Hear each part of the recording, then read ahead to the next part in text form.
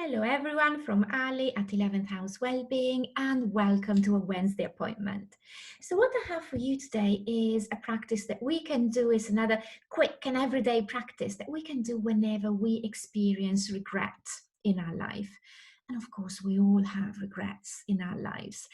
But this is something that we can apply to minor things, to everyday things, or at least events that might seem minor to other people, but they loom large for us. And this came into my mind because I was talking to a friend last week, and she has been ever so good since lockdown.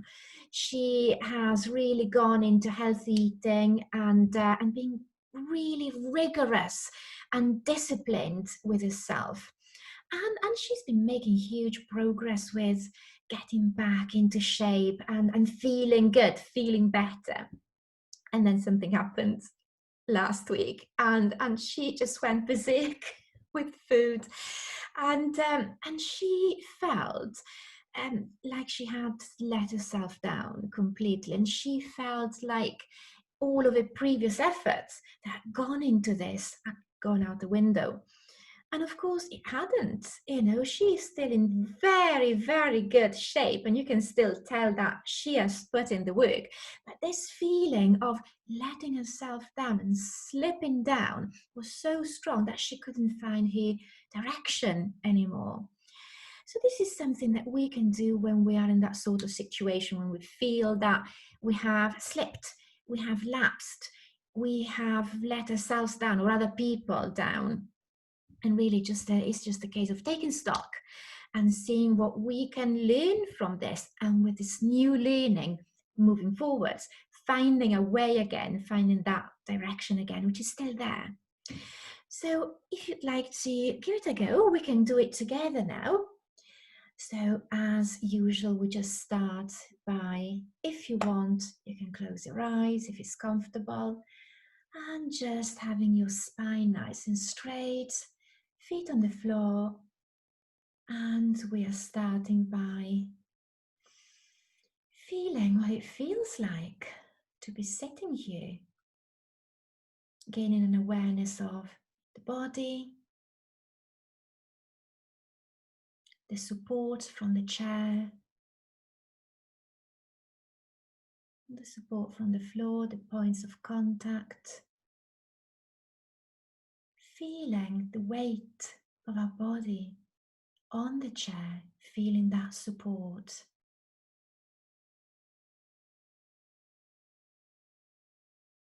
Feeling your hands on your lap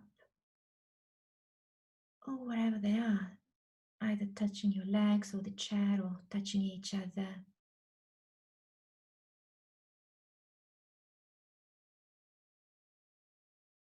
Maybe also gaining an awareness of sounds around you. What you can hear in the room. Anything outside the room.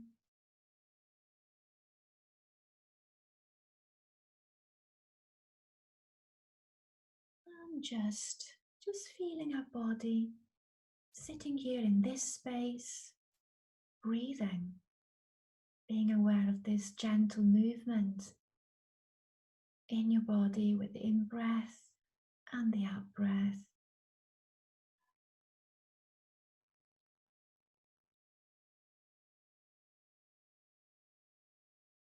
And keeping in mind that this is your space. This is your time to just be, without needing to do anything else. This is just your time for yourself, for your own well-being. So I'd like you now to bring to mind this perceived failure. What happened? What is the event? And as you do, notice your reaction in your body. Because of course we have an embodied experience. feelings, thoughts, emotions, we feel them in the body as well, not just in the mind. So what is your body doing? How is it responding? Is there any tension, tightness, heat, butterflies? What are you feeling? Are you clenching your jaw? Are you clenching your hands? And just remember that anything that you find, you're just observing. You can just leave it as it is. Don't need to do anything with it. Just observing your experience with kindness.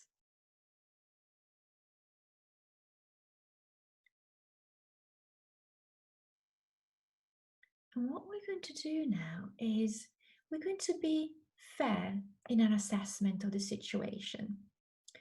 So we're going to talk about responsibility, and we're going to divide that responsibility. First of all, we're going to accept responsibility for what we perceive was our side of the failure.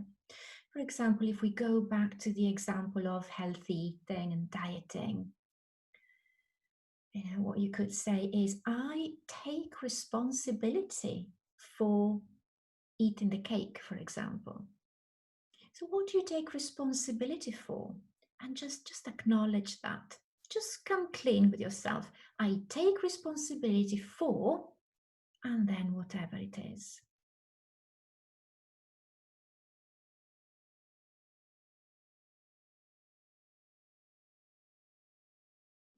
On the other hand, there might be elements in the situation which were not actually your responsibility. So we're going to acknowledge that as well. You can say something like, it was not my responsibility that, again, for example, that the cake was there on the table. I didn't put it there.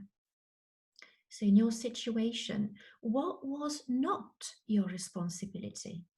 It was not my responsibility that, and then just fill in whatever it is.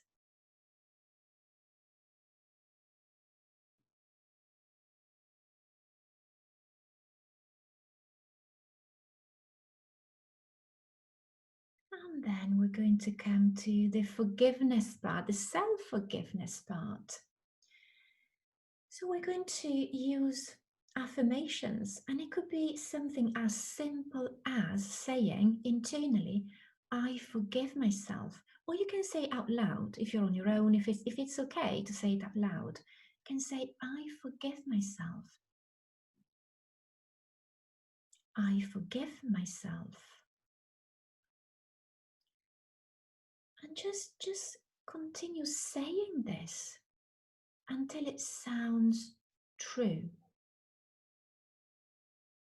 You need to feel that you really have forgiven yourself.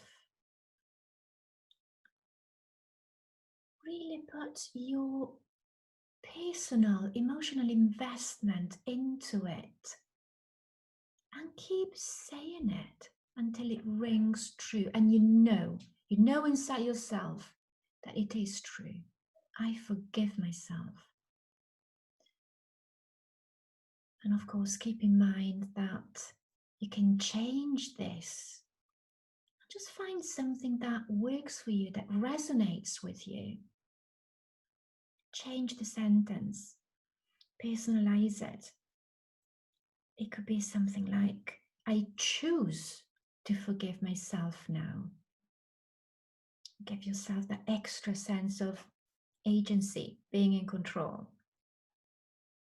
Or something like, I forgive myself and I am moving on.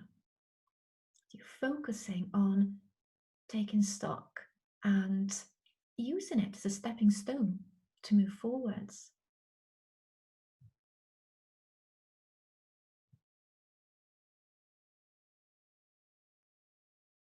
And once you feel that you have forgiven yourself, what have you learned from this? What are you taking with you? What was the value in this situation?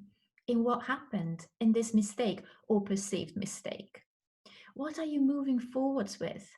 So if we stick to the same example, it could be, I have learned that it's not wise to tackle a cake before I've had something to eat first. What was it in your situation? What is the value? What are you taking with you? And then with that, with the forgiveness that you have offered yourself and the learning that you are moving forwards with, there is an extra step, which is an optional step. And if you want, you can do it. You know that I'm very fond of visualizations of guided imagery because it is so powerful. So what you can do is imagine that you are in a shower. So go into the shower, and this is a special shower, and it has the special property of washing not with water but with healing light. So I'd like you to see yourself opening the tap and having these drops of healing light fall all over you, around you, as if you were cocooned in this light, which could be any color, or it could be many different colors. Just see yourself cocooned in this healing light, and you can invite it inside yourself as well. And as it spreads all over your body and inside you as well, it just traps any negativity. Every single drop goes to look for and find any negativity and just wash it away. Any feelings of regret, any feelings of guilt, any feelings of being stuck in the situation, any self-criticism. This healing light is finding all of this and just zapping it out of your system. And once you feel that you are clean, cleansed, energized, full of nice, clean energy, and refreshed and ready to resume your life, then just come out of the shower, and when you're ready, open your eyes. Okay, so I really hope that you have enjoyed that. And of course, it needed to be a bit, we needed to stay on time today with the video, but try it in your own time, on your own issues. And I really hope that you find it helpful. So with that, that's it for me. All the best and have a good week. Stay safe, and I'll see you here next week, Wednesday at 1. All the best, everyone. Bye. Bye-bye.